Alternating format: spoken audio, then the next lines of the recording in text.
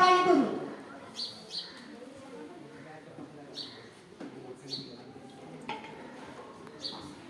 एका ग्लासमध्ये थोडीशी मीठ मिसळूया.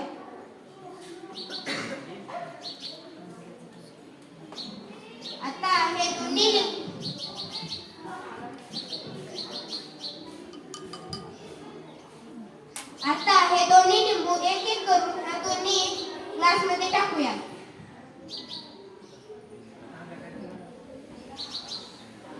तर हा पहा मित्रांनो, ज्या पाण्यात आपण मीठ टाकले होते त्या पाण्यातील लिंबू वर तरंगत आहे व ज्या पाण्यामध्ये आपण मीठ टाकले नव्हते त्या पाण्यातील लिंबू खाली तळाला जाऊन बसलेला आहे.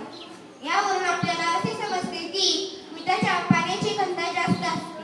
त्यामुळे आपण जे समुद्रात वस्तू टाकतो ती वस्तू बुडायच्या ऐवजी तरंगते. धन्यवाद.